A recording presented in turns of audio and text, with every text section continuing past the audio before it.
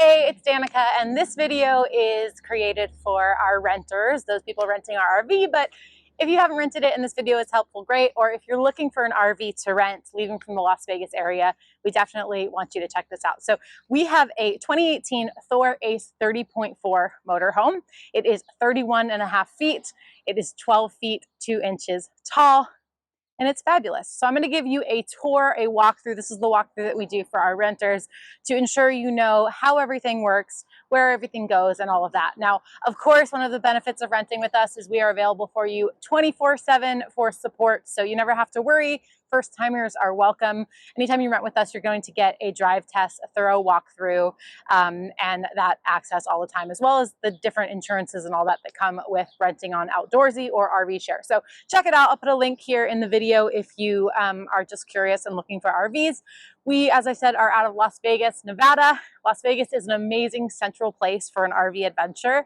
We are close to all the beautiful parks, Zion and Bryce and the Grand Canyon, as well as just about 4 or 5 hours from Los Angeles beaches, Orange County, San Diego.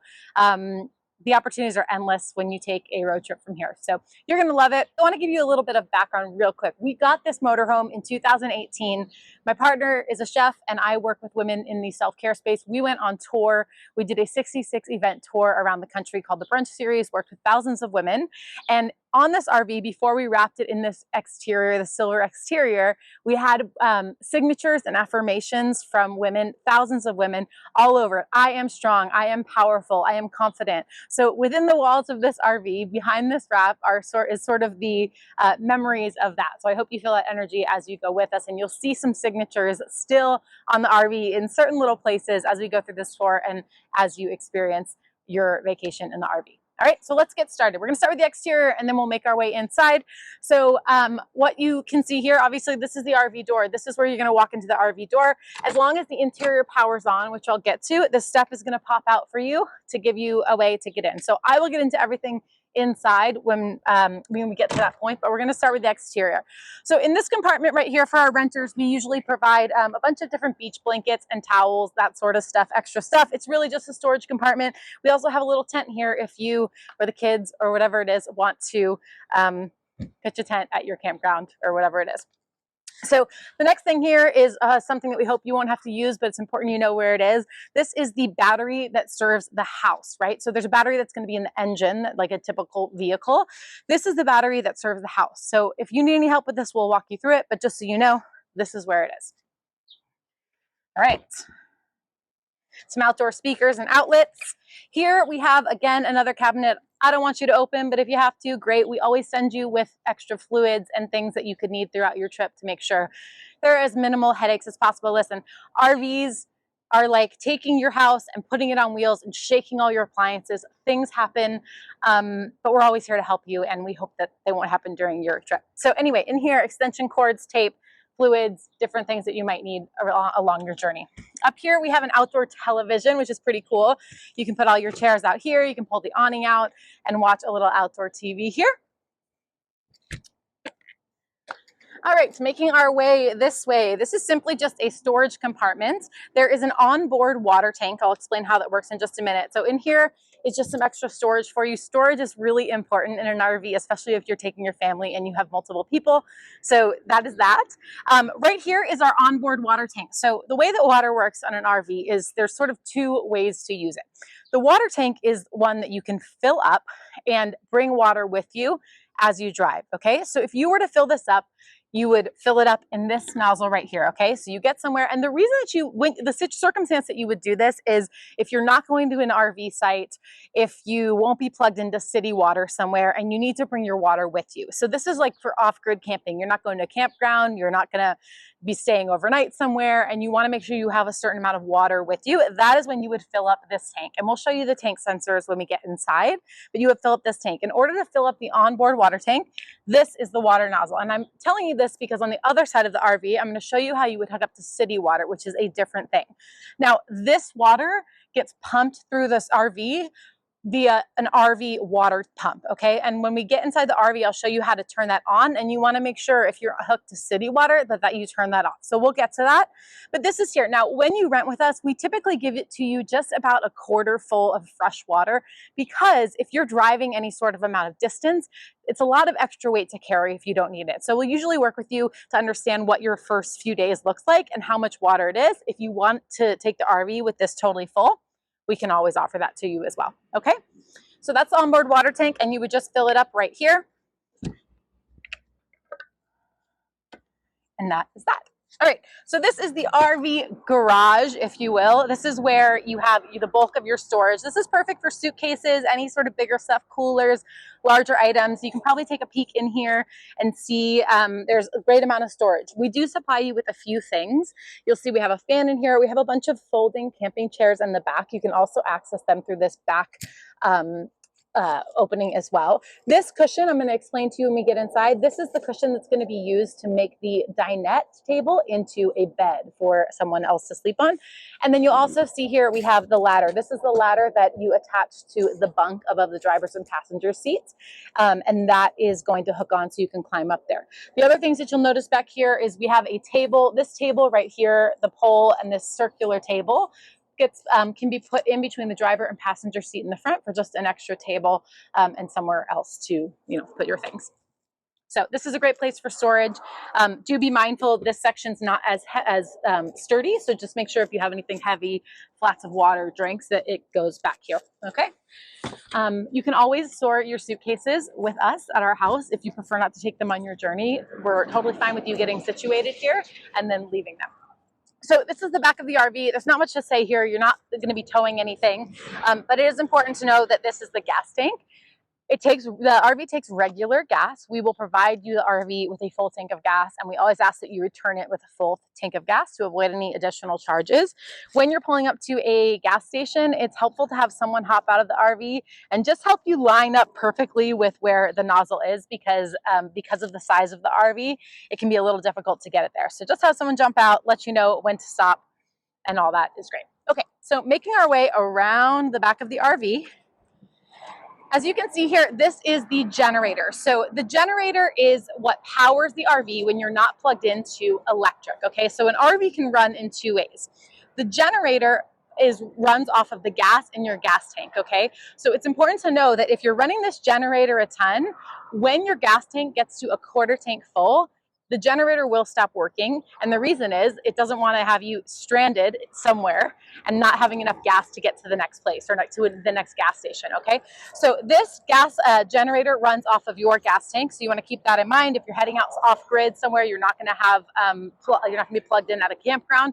Make sure you have a full tank of gas and you're aware of that. Now, we hope that you're not going to have to be over here troubleshooting, but if you are, and there was anything you needed to add, any new fluids or anything like that, we will walk you through that, but we just want you to know where it is.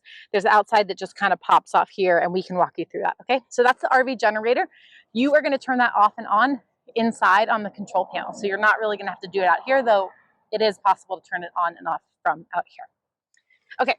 So this is the RV power. So as I mentioned, the RV runs in two different ways. One is off the generator, right? Running off the gas tank, and that can power the entire RV, the air conditioning, the entire everything in the RV, other than the engine, of course.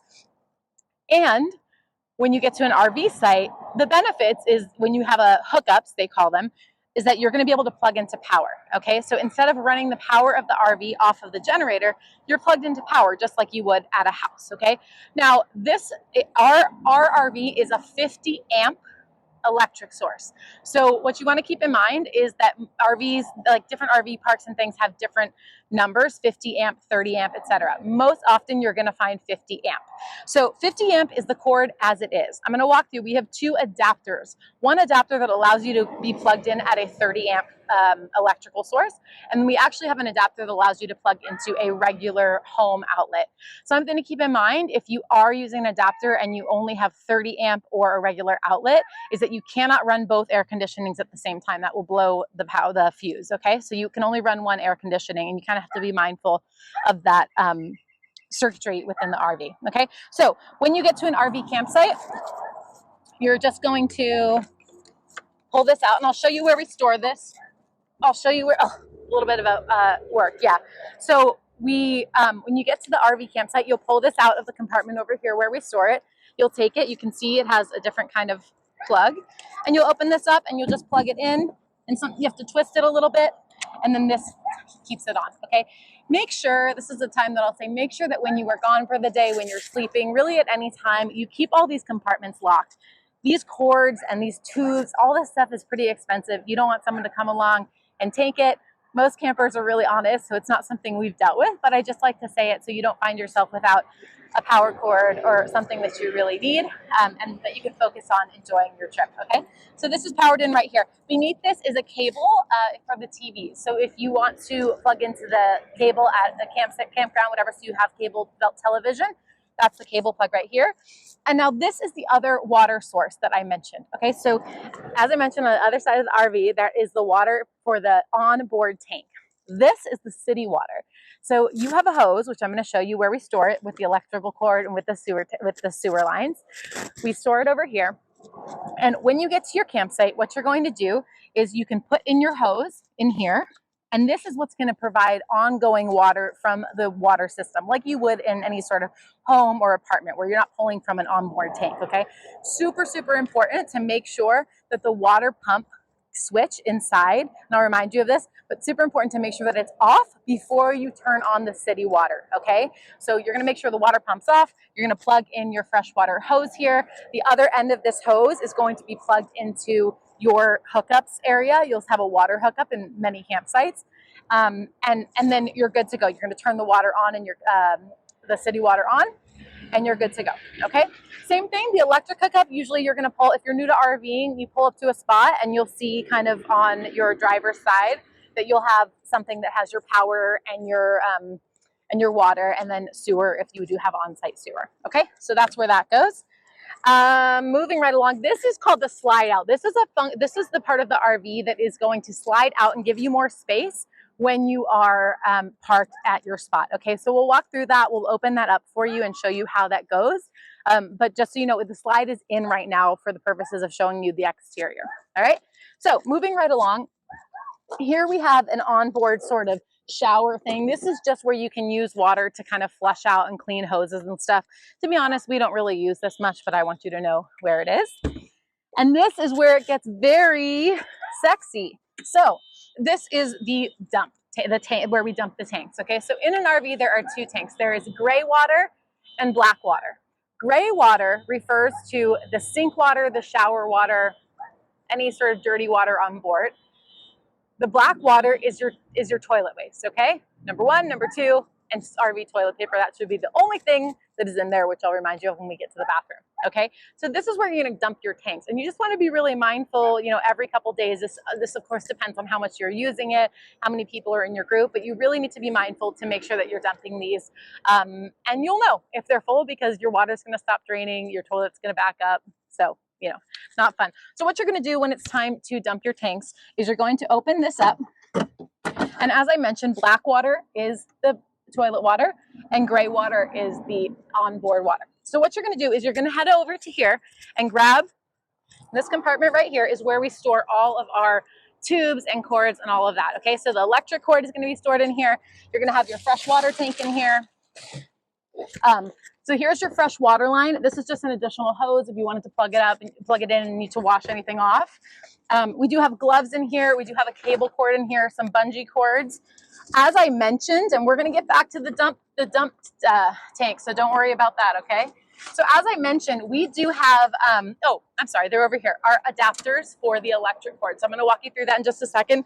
That is where we keep those. So if you're looking for adapters for 30 amp or a regular outlet, you're gonna find it here, okay? So, excuse me while I fix my hair.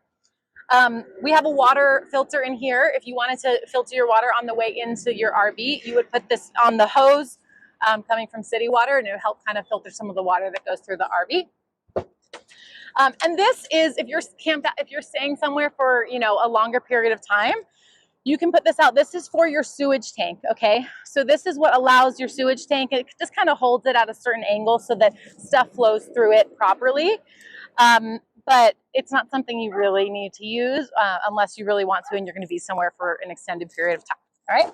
So in here, back to the sewage conversation. In this bag is our sewage lines, okay? Get your sewage line out here, and these two are connected. This should be plenty of length for you to get to the sewage station. So some sites will have a sewage entry point on the actual hookups by the electric and by the water. Many will have a dump site that is just served for the entire RV park. So either way, you're just going to do this the same way, and you're going to pull this out. So this section right here, these come apart. This section is going to go into the actual sewage hole. And then you're going to take this part and twist it, put it on and twist it, okay? So this is locked into place. This is the elbow that's going into the ground where the sewage goes into. Now, the end of this sewage line is going to link right into here. It's going to click into place. Okay, so that's secure. So this is in there. I really recommend that you have someone in your group kind of put their foot on this while it's in the hole to make sure this doesn't pop out of the ground when you're emptying your sewage, all right? So this is the other end, and this is what's going to connect to the RV to empty out your sewage. So here we are back at our sewage, and you can see here, this is going to go underneath, and it's going to twist onto these little sections and lock in place, okay? So now, this is a really great tip for RVers, is you want to test your sewage line, make sure there's no gaps, nothing's leaking, everything's good with your gray water, because you don't want to test with your black water and find out that there's a hole and you're leaking toilet water everywhere, okay? So what you're going to do when it's time to release your tanks, everything's locked into place, someone's standing on the end making sure it's going right into where it needs to be. You're just going to pull this out. You're going to pull the gray tank out, you're going to look, everything looks good, and then you're going to push this back in and lock it in place. And then what you're going to do is you're going to pull the black tank. All right, so you want to empty the black tank first after your initial gray tank test. Let the toilet water go down, close it up once it's totally done, and then you get to use the gray tank water to kind of flush the lines out after you did the black tank. That's a really good way to do it, so things kind of get cleaned out, okay? When you're done, you're just going to make sure these are both closed. You're going to twist this off. You're going to hold this upright. You're going to replace this cap. And then you can use a hose if you'd like, and you can kind of wash out the tubes and do this kind of dance, push all the water through, make sure everything's clean, and you're going to put it back in the bag and store it away, okay? And we'll get to that after. So that's really it. Okay, so the next thing I want to talk about is our adapters. This is the end of our 50 amp adapter. This is most likely what you're going to be using, and this is going to plug right into your hookups at a campsite. Now, if it happens to be a 30 amp campground, you're going to take this adapter right here, and this plugs into that one. And then this end is going to go into, I'll just unplug them for you. This end is going to go into your, plug into your thing. Now remember, only using one air conditioning when you're plugged on 30 amp or lower. And then this one, which you're probably not likely to use, but say you were camping at a friend's house, staying overnight, just had access to a regular outlet, you're going to plug the 50 into the 30 into this one. And then this can plug into a normal outlet like we have here, plugged into our home, okay? So that's that. All of those attachments will also be in that almighty cabinet that has all of that stuff, okay? The final thing, compartment-wise here, is our propane. Now, we send you off with a full propane tank. Propane it lasts quite long, so you probably won't have to refill it during your trip, and we don't ask you to refill it upon arrival. We take care of that for you. However, if you're taking a longer trip, it's possible you have to fill the propane, and this is where you would do it. You'd find a place that can refill propane. A lot of U-Hauls do it. Certain gas stations do it. You just kind of search for it, and you'll get there. You'll turn the propane off. They'll kind of walk you through this whole thing for you, so you don't really have to know much.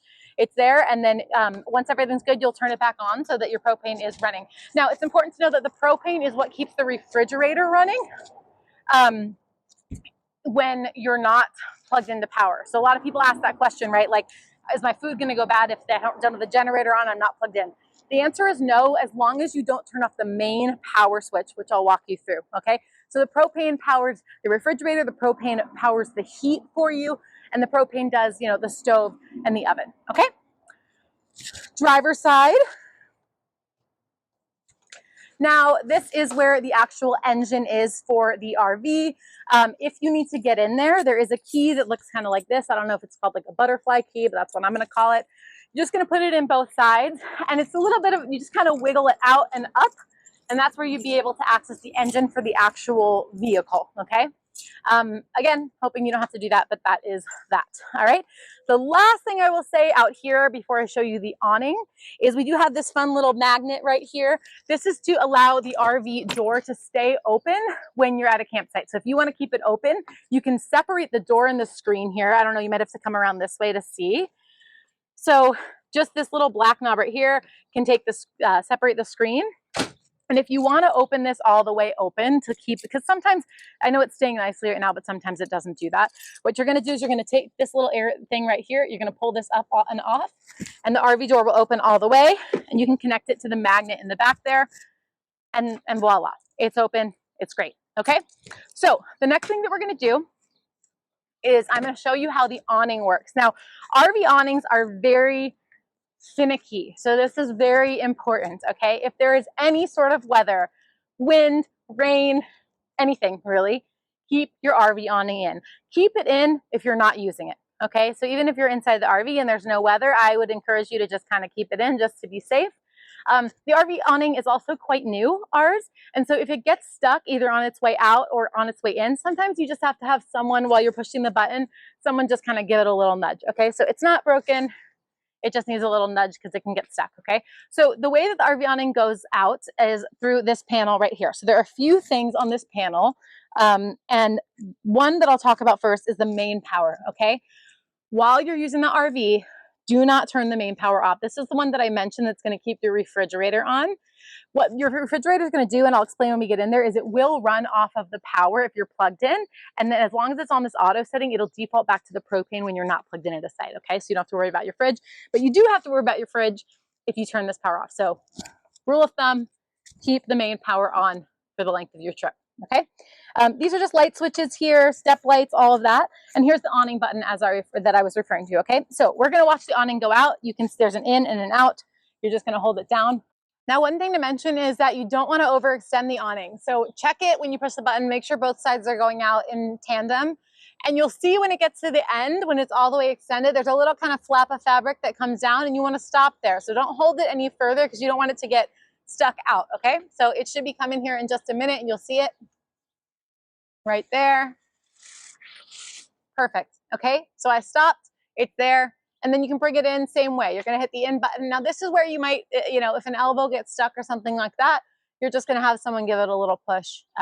It's not super common, but I like to mention it in case, because obviously you can't drive down the freeway to your next destination with an awning out. Okay, so be mindful of weather and all that good stuff as you use the awning, but it is a wonderful thing when you want to sit outside and set up camp and have some shade. And that wraps up the exterior of the RV. So I'm going to take you inside now, and we're going to walk through what you can expect inside and how to utilize everything in there, okay? All right, friends, let's take a tour and walk through the interior of our RV, okay? So coming up, as I mentioned, the step is going to pop out for you. We do have some extra sort of storage tools and that sort of stuff in the drawers right here. This stair also opens up if you need to hide anything in there. No. And then there's a little cabinet over here that has an extra step stool if you were to need it, okay? All right, and we already talked about the different buttons here on this panel. In here, again, we have bungee cords, an umbrella, just a few kind of miscellaneous items. Your fire extinguisher is in here, tape, little things for the RV. Okay, so coming on up, we're going to talk about this control panel. This is really important, and then we're going to open up the slide out so you have a little bit more space, all right? So this is the panel that's going to guide you into for everything for the interior of the RV. Okay, so we'll start and we'll walk through everything. This is the water pump. So I talked about this when I walked you through the onboard water tank that was on the passenger side of the RV. So if you are going to be off-grid, you're not going to be plugged into an actual water hookup, you want to turn on your water pump.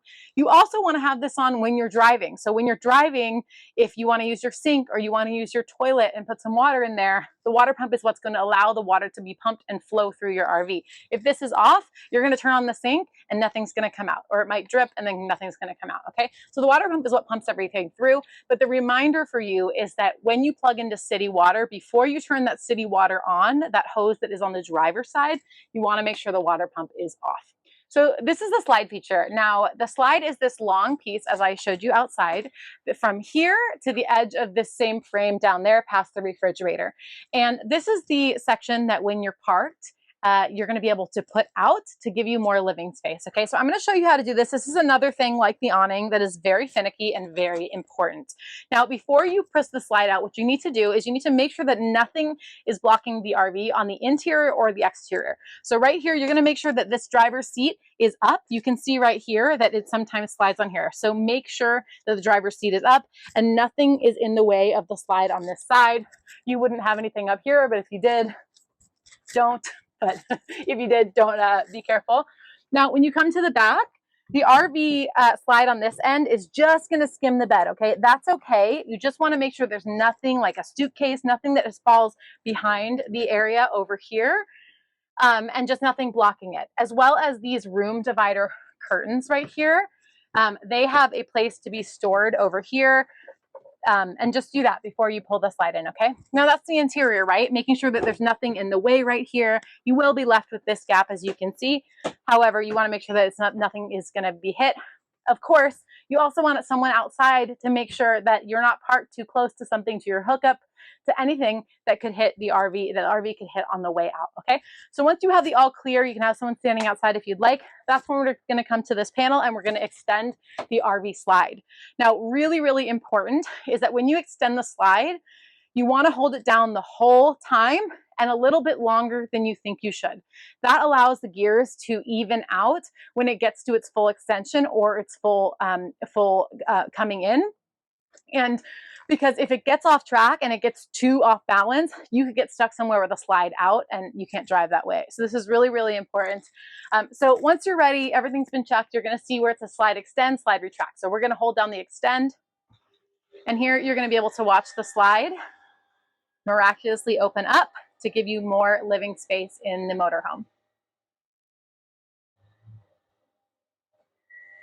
Now you really want to listen and listen to when you think it's extended at the very end, and you're going to hold it like 5 to 10 seconds longer than you think you should. Okay, so you're waiting, you're listening.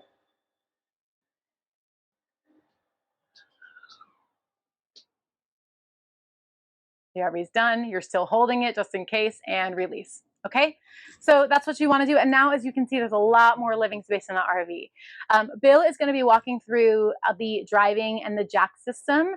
It's very important that you, if you're using our jacks to level out the RV, that you put those down before you put the RV slide out. So he'll talk about that a little bit when we do the drive portion, but just keep that in mind. So just sort of an overview, as when you get to the RV park, the first thing that you're going to do, you're going to pull into your spot and you're going to get those jacks down. Bill will talk about how to do that before you put the slide out. It's also nice to keep the slide in while you do your water hookups and your power hookups and all that, so you're not climbing under it, but you can do it with the slide out. Okay, so that's the slide out feature.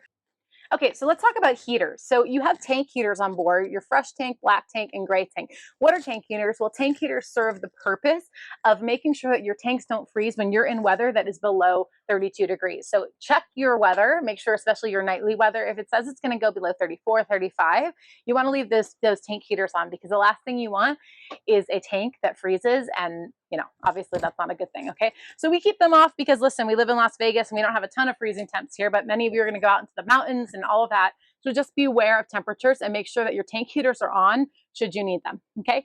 Now, the other heating mechanism that you'll find on this panel are the water heaters. A water heater does exactly what that sounds like, is it heats your water in the RV for your shower, for your sink, all of that, okay? So if you're plugged into electric at a campsite, you're gonna use the 110 volt, and you're just gonna turn that on, and that's gonna ensure that your water is getting heated.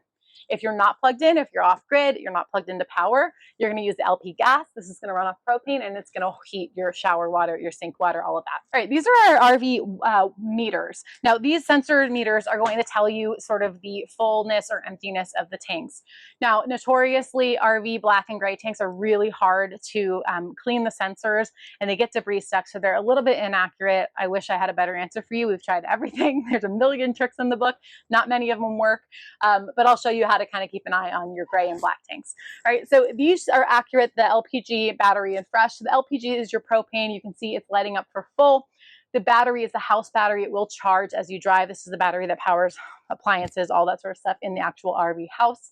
The freshwater tank is on empty. As I mentioned, we typically just send it out with about 1/3 of a tank of water so that you're not bringing a bunch of extra water on board and costing a lot more in gas.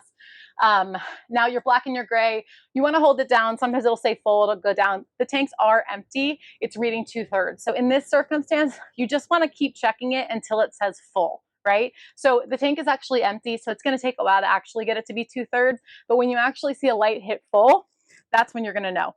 Another way to know is obviously if your toilet seems to be kind of backing up, if it's not going down, you can see down your toilet in an RV into the holding tank sort of, so you can kind of just monitor how full it is.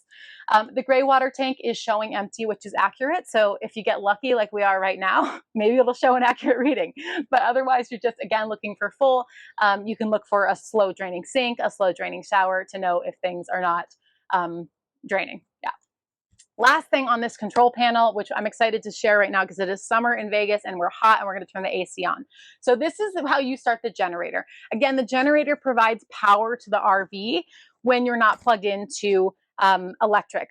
If you're renting our RV in the summer months, you're going to want this running when you're driving as well. You can totally run your generator when you're driving. Just be mindful that if you're running this generator 24/7, you probably are going to need to top off fluids. You're going to have to do some maintenance. So as often as you can, of course, plug into power, turn off your generator.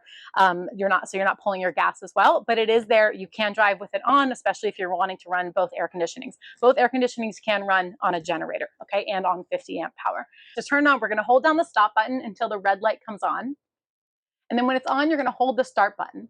Now you want to keep holding it down. You'll hear it start. Sometimes it takes a couple times. If it doesn't start for you, just wait a minute and try it again. Sometimes it just needs a time or two to kick it into gear, but you can see that it's on now. It's telling you your generator hours here, and you'll hear it running. You know, it's rumbling. Keep in mind that many RV parks and places, if you're running generators, especially if there's no power hookups, they do have generator hours. So you want to ask, because of the noise, you want to make sure that you can run the generator at specific times. So that's that. We're going to leave the generator on right now for the sake of this walkthrough and us not dying of heat exhaustion. Another thing to know before you hit that generator on is turn the power on the air conditioning heating systems off. So you want to make sure these are off before you turn it on. And that allows it so when the generator boots up, you're not going to kind of like give this big burst of power that's going to overwhelm the system and short. Okay. So now that the power is on, I usually like to look at the microwave. Okay. We see the numbers, the power's working through the generator. Now I'm going to turn on the air. There's 2 air conditioning systems in this RV, 1 heating system. So we'll talk about that because we're here right now. The air conditioning is here. We typically leave it on high on, but it's really like any sort of thermostat. You can set your temperature. You can set it over to heat. You can set it over to cool, fan, off, the different settings, whatever. Pretty self-explanatory. That AC unit is going to power the air conditioning in here. So this is the AC right here. When these vents are closed, see these can open and close? When these are closed, it is pushing air into these sort of vents. So if you want air circulating throughout the RV a bit better, then you're going to keep these vents closed. If you want sort of concentrated air right here, maybe you're having dinner in the kitchen, you can open these vents and more of the air will come out there. Okay, so that's the front air conditioning. And this is the back one. So this one is just air, not heat. I'll talk about the heat in just a moment, but same kind of thing here. And this one, I'm going to turn it to cool. It's on high. And this one is right here. So same kind of thing. Close these up if you want it to circulate through these different vents. Open them up if you want it to circulate, through here. You can keep it all open, that sort of thing, okay? Now, as far as heat goes, as I mentioned, heat runs off of propane. You would just switch this button over to heat and put it on heat. Be mindful if you have a child, if you have a pack and play, anything like that, this is important. It gets very hot in this area. And I know for us, we have little ones, we would put a pack and play right here and you might not know. So I really like to give that kind of warning. It's something you wouldn't think about, but the heat sort of comes from here and it can be really warm back here. Typically the RV gets really warm in the back and it circulates to the front. That's just kind of how it goes. So be very mindful of that. There's also fans. There's a fan on the ceiling over here and a fan in the bathroom. And they can simply be turned on with the push of a button. They can be opened with that little twist nozzle, but you want to close them while you're driving because they do tend to rumble, and then you can just push the buttons to turn them off and on. All right. So let's start at the front of the RV. As I mentioned, Bill will walk you through driving and Jackson, all that. Let's talk about this. This is probably the second largest bed on the RV. This is going to come down, and usually you can fit about 2 adults. I believe the weight capacity is about 250 pounds on this. So what you're going to see is there's a key right here. In no circumstance do you need to remove this key. Leave the key here. You don't need it. Don't take it. Just leave it right there. Okay. So all you're going to do is hit lower, and you'll see as I hold it down, the bed is going to come down.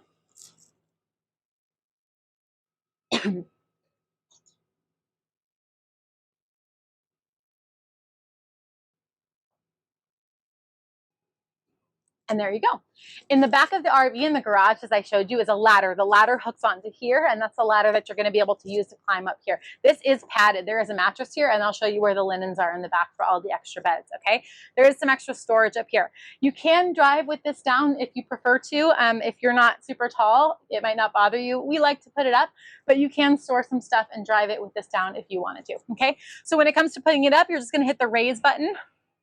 You're going to want to make sure that nothing is overlapping. These nets usually aren't a problem, but just be mindful of anything that could get in the way of the track. There's a couple magnets at the top here, and that is how, once it's up, it secures, but you do have to give it a little boost to connect with the magnets.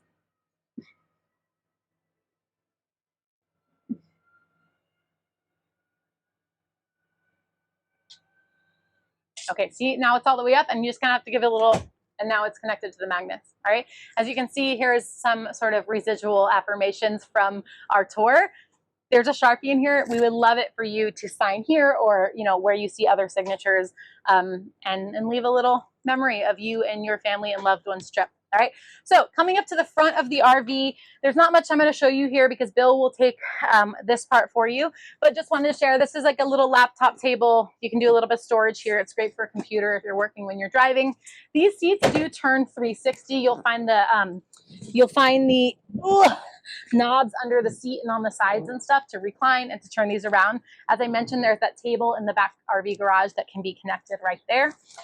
And that's really it for the front of the RV. All right, so moving right along over here, as I mentioned, Bill will show you how to do this. Oh, the only thing up here that I didn't mention, these curtains wrap all the way around. So you'll just unvelcro these curtains when you're not driving, when you're parked, obviously. Pull them all the way around to the front. They velcro in the front. They act as sort of like a blackout privacy curtain. So once you're parked, you can put those out. Okay. All right. Lots of hooks and storage in an RV. Things move around, obviously, when you're driving. So before you pack up and leave, you got to make sure that anything that is loose is put down. Put it in the sink, put it on the floor, put it in drawers, put it in baskets and cabinets so that you don't have valuable things flying all over the RV when you're moving, okay? So lots of baskets and stuff for that. Be mindful that oftentimes outlets and lights and things are up on here. So they're easy to miss, but they are there. Now, in here, we typically stock a lot of kitchen stuff, cooking stuff, disposables, toaster, Tupperware, some paper towels to get your journey started, that sort of thing that you can expect. This is another one of the beds. So how are we going to use this bed? All you have to do is you take this part and you pull it up and out, and voila, you have another sleeping arrangement. This is probably the smallest bed on the RV, so the smallest person can go here. Also to note is that there is storage under here if you want to store anything, as well as seat belts. So if you want to utilize the seat belts here, they're here, as well as there's some on the dinette that I will show you. Okay, moving right along, let's go to the kitchen. So we talked about the water pump and getting the water flowing. No food debris whatsoever down this sink. Be really mindful of that. We have a strainer here. You really just want water going down the sink. In here we have, excuse me, bowls, plates, cups, mugs, all that good stuff. We stashed your basic spices, coffee grinder, and coffee filters. We'll send you on your way with, different kitchen and cleaning stuff. Your coffee pot, cutting board, tea kettle, dustpan, cleaning stuff, trash bags, all that good stuff, trash can. That's all going to be found under here. We have a fly swatter. Again, hope you don't need that, but it's nature. So that's all under there if you need it. All these various drawers, just different cooking utensils, lighters, things of that nature. The microwave really functions like any microwave. The plug to it is actually in the cabinet over here, but you shouldn't have to adjust it unless for some reason it got unplugged, okay? But your microwave works like any other microwave here. And now we have our stovetop. So this folds down as to give you a little bit more counter space because space is so important in an RV. But when you're ready to cook and you want to use the stovetop, you're going to fold this up, whoops, like this. and you are going to have your stovetop here. Now, the way you're going to light this is you're going to find, we'll test this burner right here. You're going to find where the light setting on your stove, and you're going to spark it. And as you can see, and then I can adjust the levels, and it's on. Okay, so super, super simple on that. And then you're going to turn it to off. We can fold this down when we're not using it, and once it's cooled down. And just be mindful turning it. These can get, especially if someone hits up on like this, just be really mindful that these don't get left on. All right, the other thing that you're going to want, let me get a thing here, is the oven. So if you decide to use the oven, the way that you're going to do is you're going to have to actually light the little, there's probably a name for this, but pilot light in the back of the oven. So the way that you're going to do that is you're going to, this is the oven right here, and you're going to go to pilot. You're going to push and hold it, and then you're going to put the flame just in the back, and you'll see when it lights, and then you can move the dial to the temperatures you need for the oven. So the refrigerator, as I mentioned, your refrigerator will run and do it automatically off of either propane or electric. It will run off of electric if you're plugged into electric, and if you're not, it will default to propane as long as you are set to auto. Okay, so make sure your fridge stays on auto. Make sure your house power stays on. Okay, we usually set it to the coldest, but if you find your things are getting too cold, nope, you can obviously adjust that. The fridge opens right here. You can see really super simple. I'm gonna have a water because my throat is very dry. And you can see normal kind of fridge here. We've got a medium-sized fridge, freezer for you. Very self-explanatory. These are storage areas, a lot of good food storage, that sort of thing. These pull out super easily. All right, here we store your extra towels. We stock the RV based on your group size. If you're going with 2 people, we're not going to give you 12 pillows because we don't want to take up that much space. So we usually work with you to make sure that you have as much space as possible while still having what you need. Hangers, hooks, towels, all that good stuff. More storage for clothing and whatnot there. This, if you are wanting to have a room divided, maybe you're coming with all your children and you want to have a little bit of space, you can pull these and create a nice room divider for the back. Again, when you're pulling the slide or just during the day, there's a little hook here to put those away, okay?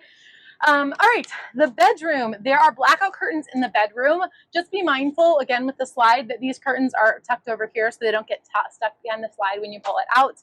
This is your emergency exit window. We have more storage here. This is where you're going to find the linens for all the other beds, sheets, that sort of thing.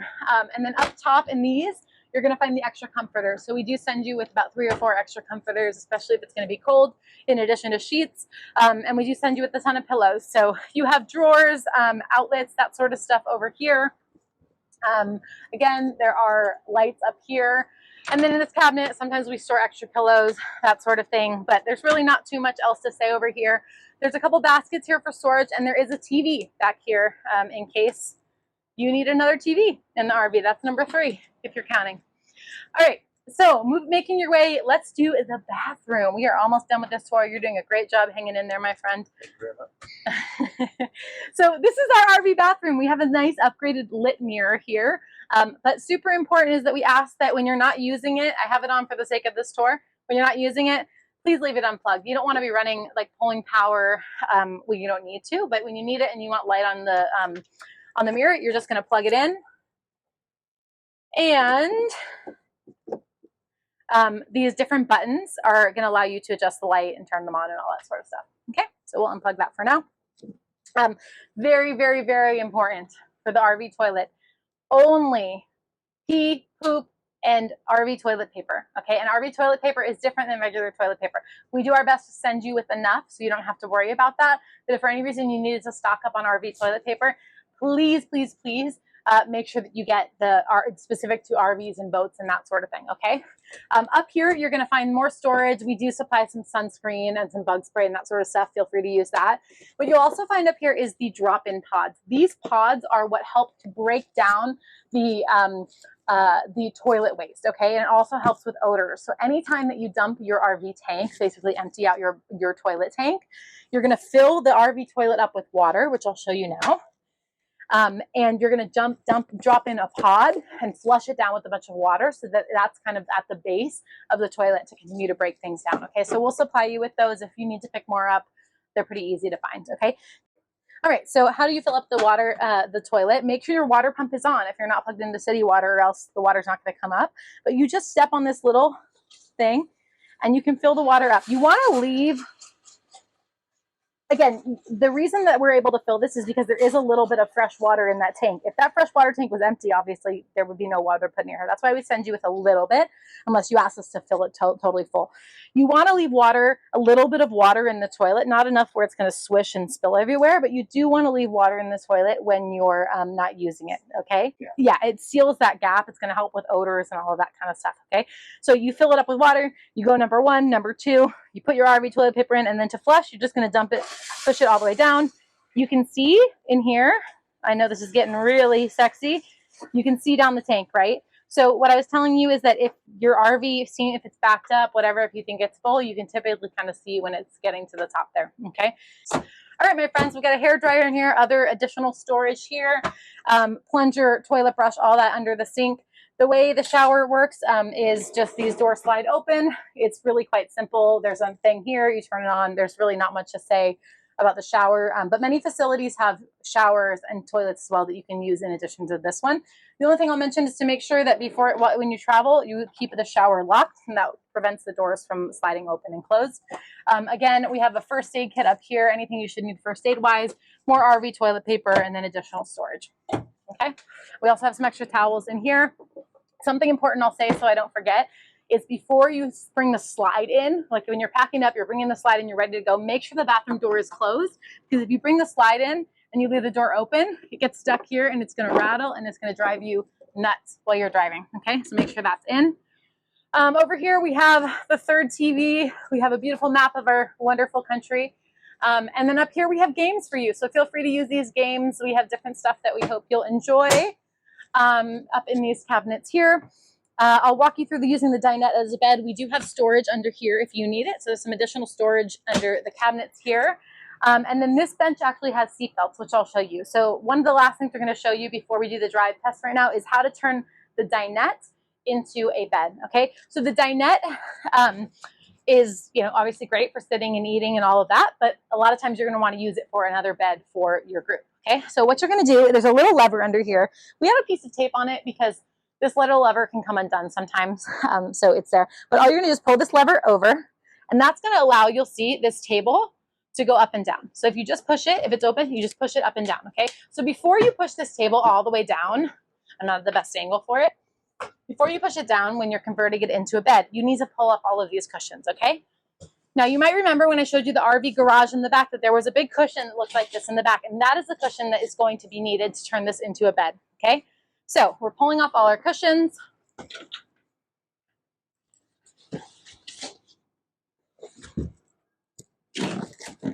All right. And now we unlock the table. We pull the lever out, which it already is.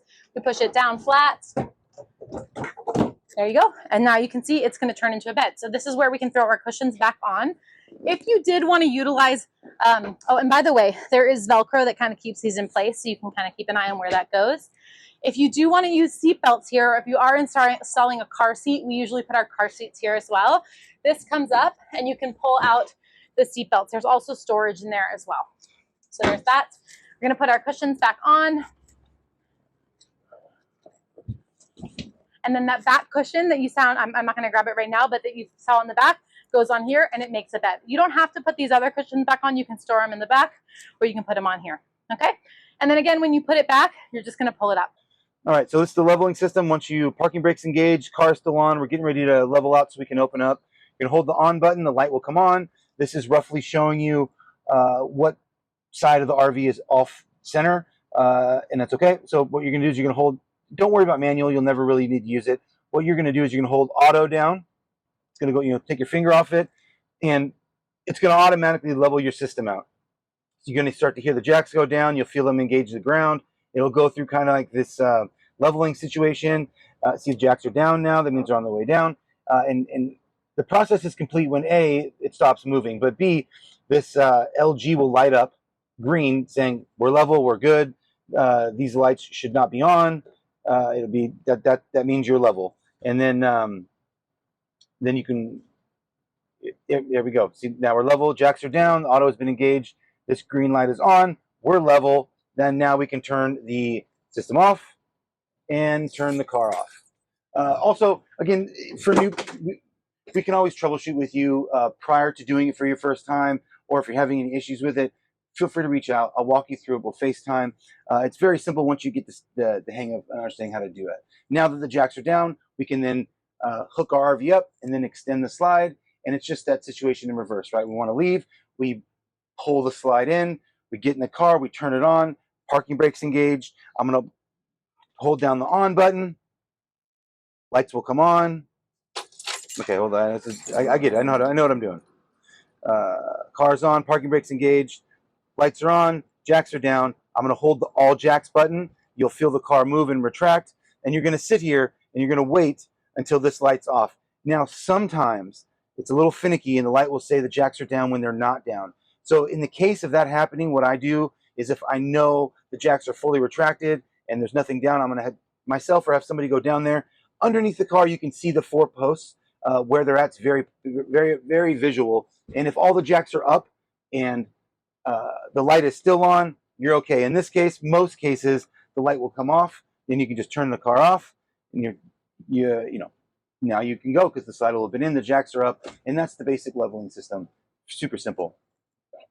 Okay, driving, super fun. You'll get the hang of it quick, but there's just a couple key things to keep in mind, right? So before I get anything started, I'm going to sit in this seat and I'm going to have somebody help me adjust these. You can adjust the top part of the mirror, but the bottom part, you kind of need to dabble yourself. And usually we'll have Danika go outside and we just push it. Now this one is for your low blind spot in the bottom. This is your regular up and behind you kind of. These ones reach beneath you and down. So you see sharp corners or any cars coming up that direction. That is the one of the big blind spot visuals. So here, this is the TV screen, right? It's a regular radio.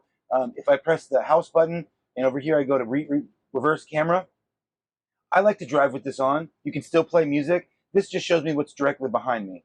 Now, when you're going to reverse, when the car's in reverse and you're backing up, this will come on automatically. And it will give you a reverse view of what's behind you. Things are closer to the end here, be careful. And I like to drive with it on. I can see what's behind me. Just another way for me to understand what's going on behind me or when I turn. And so when you go left, the left camera will automatically come on. That is your super blind spot. And that comes on every time any directional pattern you want to turn. Keep in mind when driving this car, the stopping distance is 4 to 5 times more than what you would have in a normal car. This thing stops slow. It accelerates slow. Me personally, and I'm very experienced, 65 and above. 65 is the last point, but above 65, you feel everything. The swerve of wind when the semis go by, it's a lot harder to stop. So I recommend 60 to 65, far right lane, just cruise. Because again, I can't stress enough, the stopping distance is not anywhere near a car, very slow. Your turning radiuses are extremely wide. Wait till you have a clear view and you take, always in the outside lane, you take wide, slow turns and even exaggerate the wide and the slowness because, again, it's just not the same as a car. Once you get in the scope of this thing, this thing turns very slow and wide because you could fall if you turn too sharp. You could hit things if you turn too sharp. So you really want to take extra care in turning. Remember, move at your own pace. Cars will move around you. It's very important. Same left and right turning. The wide turns. Every bump is accentuated because of the size. So speed bumps, dips, anything that involves any kind of movement, you want to go extra slow over it. Between 0 and 5 when going over speed bumps and any kind of dips in the road, like that. It's a really big movement for the car. It will shake the whole thing, and that's not good. So extra slow, extra careful, longer stopping distance, wide turns, and you're going to get a hang of it pretty quick. It's not difficult once you feel it. You can feel the wind a lot too when you drive. You'll feel things go by you, and the slower you go, the easier that becomes. That's why I think that 60 to 65-ish is the sweet spot. But don't hesitate to go 55 like everybody else. And another tip: if you're driving places and you're going downhill for anything, any kind of downhill drive, even if it's minus a small downhill, but like some highways are downhill for 5 miles, there's a thing, you cannot ride the brakes. You will burn your brakes and they will stop working, and that is not good. So I suggest, if you've never done it before, shifting in the lower gears is recommended for all big trucks. So In reaching the top of where you're going to previously go down, you're going to run in 1 or 2. Typically, if it's a real steep grade, over 7%, you're going to sit in that one, hold it in 1, and you're going to go super slow downhill. Like you're just going to go just slow and tapping the brake very irregularly. You don't want to ride it. Gear 2 is for something that's not as steep, but it's still gradually long. You don't want to ride the brakes. Throw it in 2 and just cruise downhill. Those are 2, and we'll talk about this again too when I speak with you, do a drive test, and it's not as scary as it looks, but there's just something to be aware about. Yeah, 12.2. Be very aware that where you drive, most places, almost every place has to, but they will tell you the height if there's a height restriction. Say trucks go here, danger, 11-foot tunnel here. You cannot go because I ended up in an airport. Well, not anyway, but 12.2 is the height. And if you talk to us and you guys are going to Zion, like we have tips for the places you go, we can help you out in the direction. But 12.2 is the absolute maximum. You don't want to go anything under that. You will get stuck. All right, so we're gonna talk keys real quick. This car is the engine key. This turns on the engine. That's all this thing does. This is, as Danika coined, the butterfly key. This is for the engine, right? This round circular key is for the bottom lock in the front door, right? Yeah, bottom lock in the front door. This green key is for all the compartments except for one. This round silver key is for the compartment in the driver's side back garage area. Right.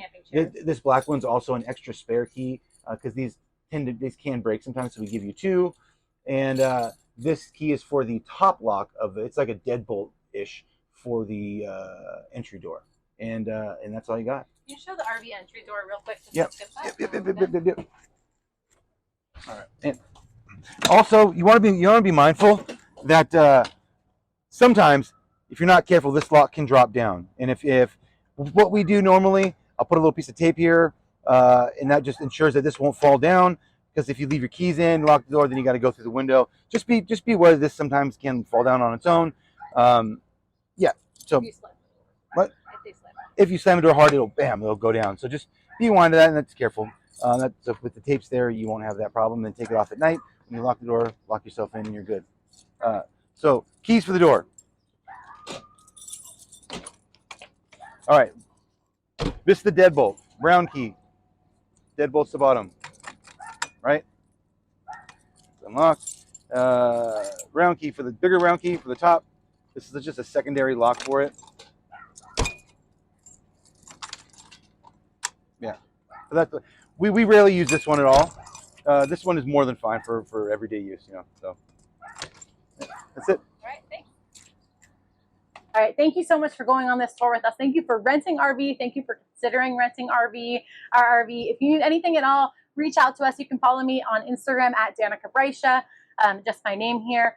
And we hope to meet you if you're considering it, and we're excited to meet you if you're already booked.